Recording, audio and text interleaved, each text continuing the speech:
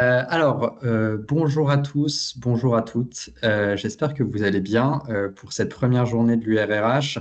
Je m'appelle Antoine Verstraete, je suis chef de projet au sein de la filière handicap de la Croix-Rouge française. J'aurai le plaisir de vous présenter mes chers collègues qui se joignent à moi pour cette visio, mais nous sommes ensemble pour ce webinaire qui va porter sur le sujet de la paire aidance, levier vers l'insertion en entreprise des travailleurs des AT. Un webinaire qui, vous allez le voir, va vous demander, prendra la forme d'un atelier et donc demandera votre participation à toutes et tous. Donc j'espère que vous êtes en forme et prêts à participer ensemble à cette grande réflexion. Peut-être avant de démarrer ce webinaire, quelques rappels de précautions et règles d'usage. Déjà, bien évidemment, on est sur un atelier collaboratif, participatif. Donc, n'hésitez surtout pas à prendre la parole, poser vos questions, participer, compléter les échanges. Pour cela, n'oubliez pas de bien ouvrir votre micro et le couper si vous ne prenez pas la parole, juste pour éviter les interférences et aussi, bien sûr, étant donné que nous sommes sur un temps d'échange sur une thématique particulièrement complexe sur laquelle il est compliqué d'avoir un point de vue, une vérité absolue, accueillons chaque prise de parole avec bienveillance et non jugement. Vous allez le voir autour de la table. Donc nous sommes, pour rappel, 44 des personnes issues d'environnements, de milieux différents, du monde de l'entreprise, mais aussi du monde des ESAT, des entreprises adaptées, aussi du monde des universités, de ce que j'ai pu voir. Donc voilà, des différences forcément de vision, de point de vue, et c'est justement toute la richesse d'un atelier comme celui-là. Alors, je vais vous proposer de faire un premier temps de présentation pour qu'on puisse bien poser le contexte et avoir une compréhension commune des enjeux qui nous réunissent cet après-midi, avec un petit mot d'introduction. Alors, de ma part, je me suis déjà présenté, mais aussi de la part de Mustapha Salali. Mustapha, tu es avec moi? Oui, je suis avec toi, je suis là. Eh Bonjour à bien, tous. Donc moi, je m'appelle Moustapha, je suis coordinateur pair au sein de la Croix-Rouge. Euh, dans la même filière, comme disait Antoine, la filière handicap.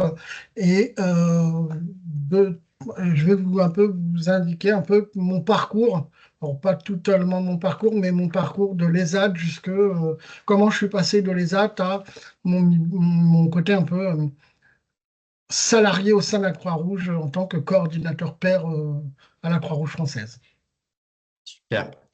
Merci beaucoup, Mustapha. Donc voilà, premier petit temps de démarrage avec une pause du contexte.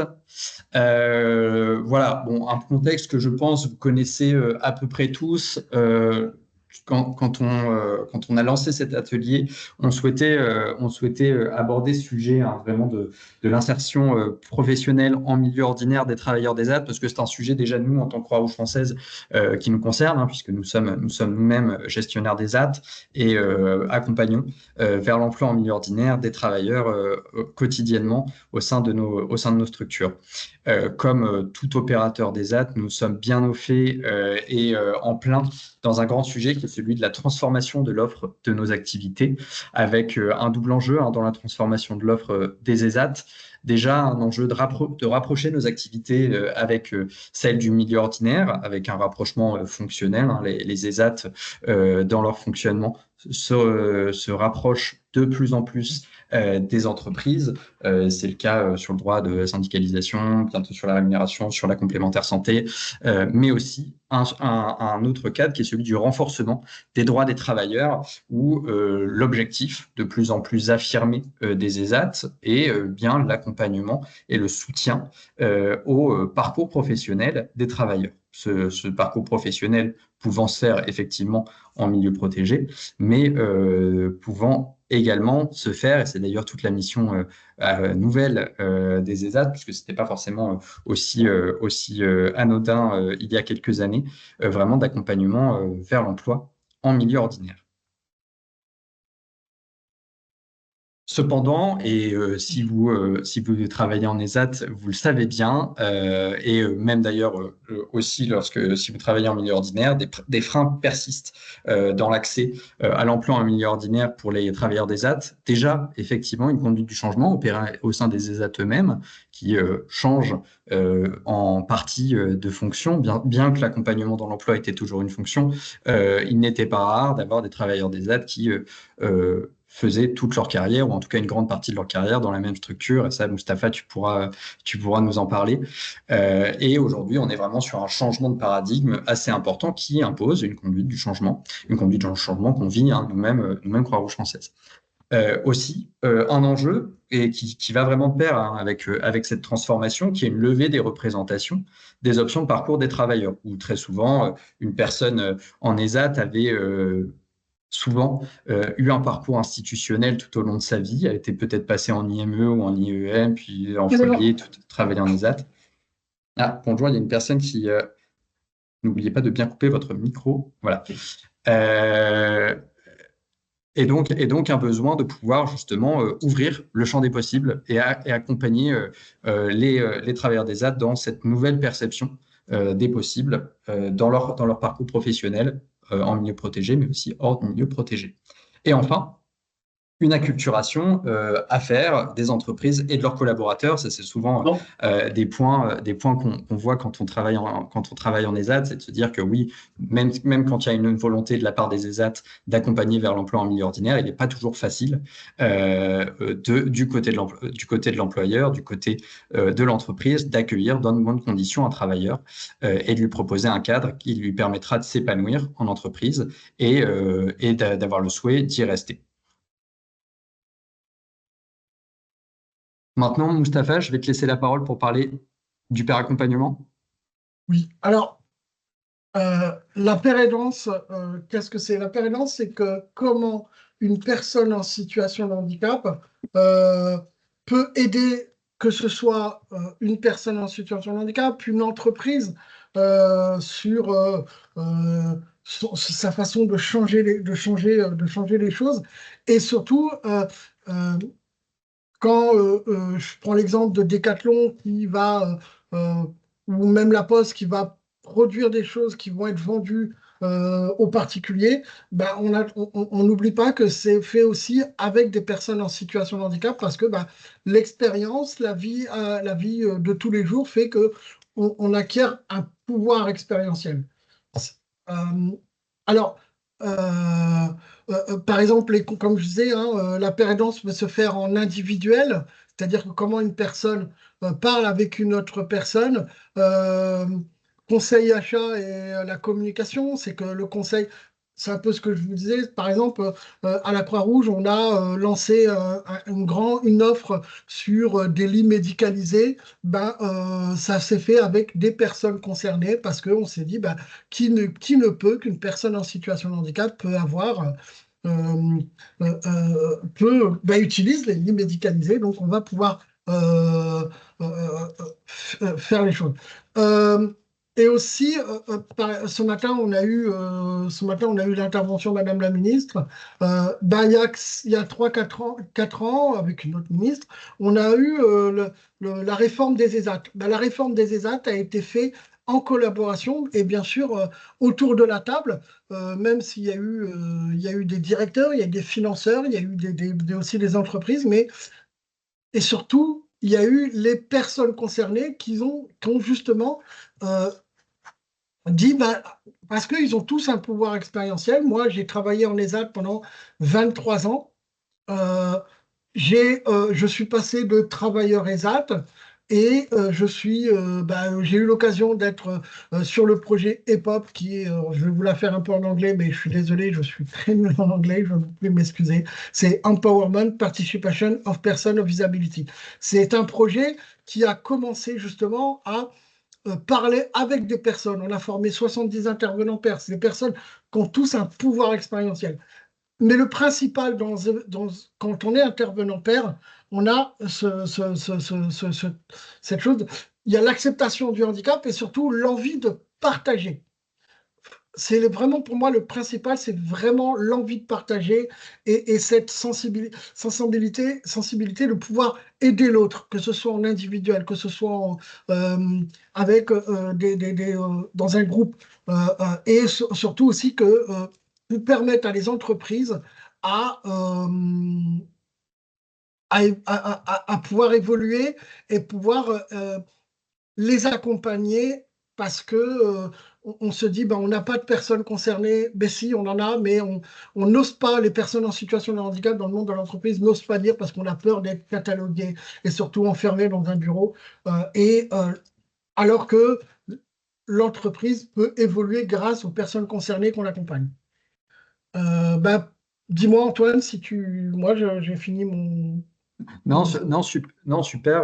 Ce que tu disais, non, c'est exactement ça. Et ce que tu disais, là, vraiment tout l'enjeu, c'est justement de voir comment, par le pair accompagnement, on peut mieux accompagner des travailleurs qui ont un souhait d'aller travailler en milieu ordinaire, de mieux se saisir éventuellement de ces opportunités, et de pouvoir faire leur carrière en milieu ordinaire si elles le souhaitent. Exactement.